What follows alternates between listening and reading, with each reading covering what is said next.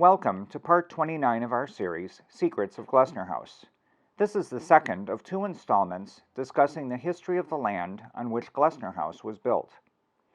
Our previous video concluded with the Potawatomi being forced into relinquishing their remaining lands in Illinois. More than 6,000 tribesmen assembled in Chicago in 1833, when the lands were formally ceded by treaty. 2 years later, Billy Caldwell escorted his people west, where they settled along the east bank of the Missouri River near present-day Council Bluffs, Iowa. Their removal cleared the way for the development of the town of Chicago. Interest in the area had been sparked earlier with the announcement of plans for the Illinois and Michigan Canal, resulting in the first map of the town being drawn by James Thompson in 1830. The original town was centered around the all-important Chicago River and extended north from Madison Street and west from State Street. A key figure in our story is Dr. Elijah Harmon, shown here later in life.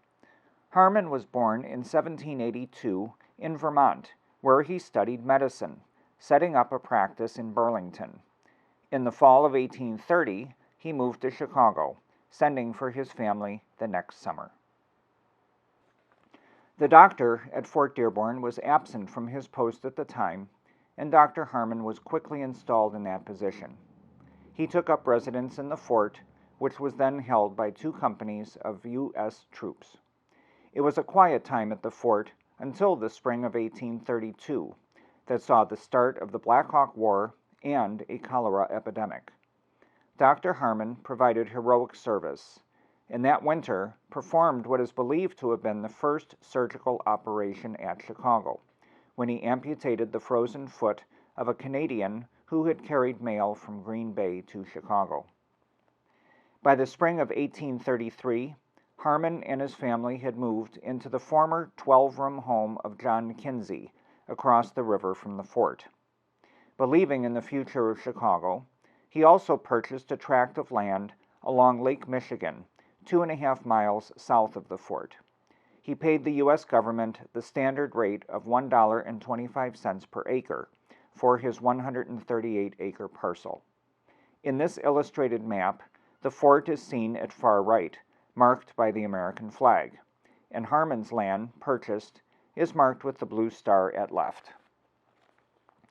In this map from Andreas's History of Chicago, Harmons Land is shown at the right, and, as noted, included the site of the Battle of Fort Dearborn, which had occurred 2 decades earlier.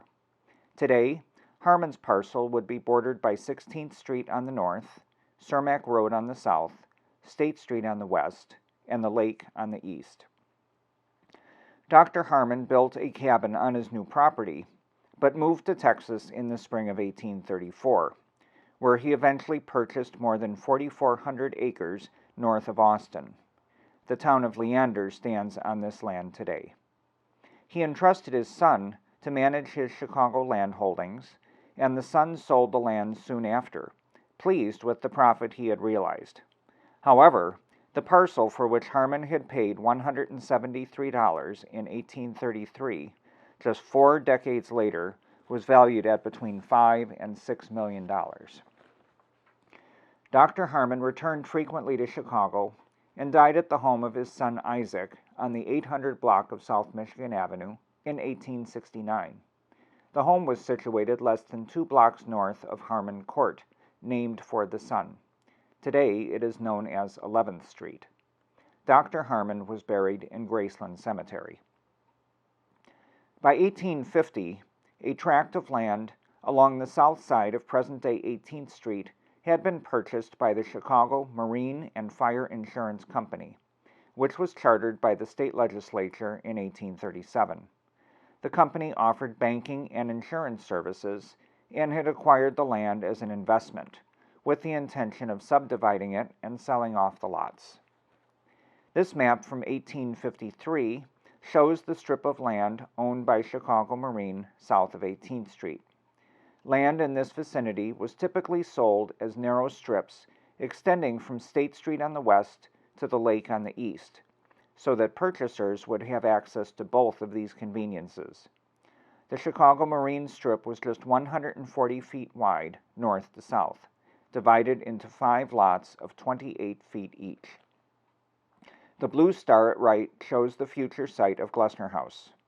The red star above it shows the first house on Prairie Avenue, completed for John Staples the year the map was made.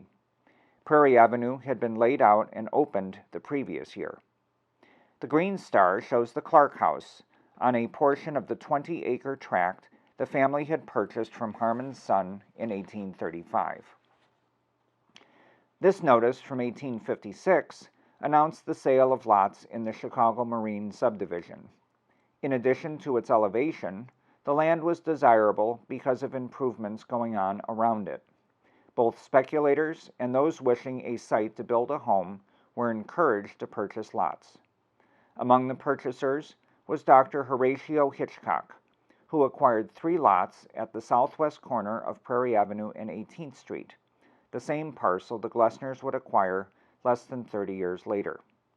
At the time, it stood about 550 feet from the shore of Lake Michigan. In this map, with the blue star showing the site of Glessner House, we can see the original names of the east-west streets. West of State Street, they already had their present names, including 16th, 18th, and 22nd. But these same streets east of State Street had different names. 16th was North Street, 18th was Old Street, and 22nd was Ringgold Place. This was a common occurrence at the time, with subdividers creating their own names, disregarding the street names already in place in adjacent subdivisions.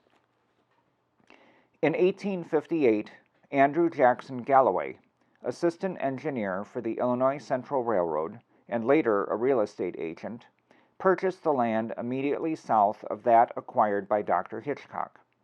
Shortly thereafter, the 2 men constructed the double house seen on the right-hand side of this illustration. The architect is unknown, and the houses were typical attached houses of the time, with a mansard roof at the 3rd story.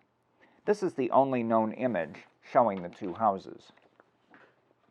As the area was sparsely settled at the time, the houses would not have had address numbers. In these early listings from Chicago city directories, you can see that the location of the house was indicated by the street and cross street. Dr. Hitchcock's house is noted at being at the corner of Prairie Avenue and 18th Street. Galloway's house is identified as being on the west side of Prairie Avenue near 18th. Numbers were assigned to houses in the area about 1863, but they are not the numbers we recognize today. These excerpts from the 1876 Chicago Society Directory show that the Hitchcock house was assigned number 888 and the Galloway house became 890. Dr. Hitchcock died in January 1880 at the age of 65, having been a resident of Chicago for more than 30 years. As referenced in his obituary, he performed valuable service to the city during the cholera epidemics of the 1850s, just as his predecessor, Dr. Elijah Harmon, had done 2 decades earlier. His devoted service to Chicago's Washingtonian home is also noted. The Washingtonian movement evolved in the mid-19th century as a temperance movement with the aim of helping the individual alcoholic, similar in concept to the much later Alcoholics Anonymous. Dr. Hitchcock served as physician for the home, established in Chicago in 1864. He was interred at Oakwood Cemetery. The family remained in the house, which was renumbered 1804 Prairie, the year the doctor died.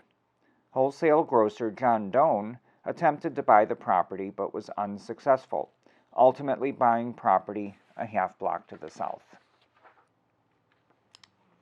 In 2021, during construction for the Glessner House geothermal system, this bottle was unearthed in the courtyard, providing a tangible link with the Hitchcock family. The bottle is from the E.H. Sargent & Company Pharmacy, located at 1558 South Wabash from 1872 until about 1885, meaning it predates the Glessners moving to Prairie Avenue. It is now displayed in John Glessner's dressing room.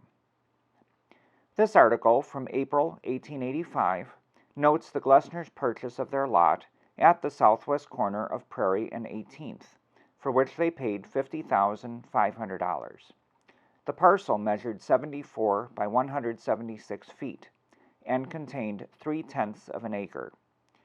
Comparing this with Harmon's original purchase in 1833, he would have paid just 37 cents for this portion of his acquisition, meaning the land had increased in value more than 13 million% in just 50 years. This map is taken from the 1886 Robinson Fire Atlas. The Hitchcock house is marked with the blue star, the Galloway house with the yellow star. Both are shown in pink, indicating they were built of brick. The footprint of the Hitchcock house would have sat within the southern portion of the present Glessner courtyard.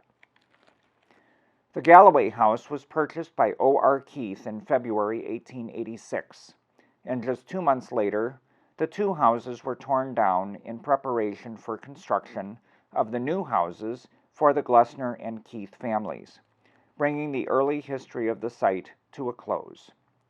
We hope you have enjoyed learning more about that history. Tune in next time when another secret will be revealed.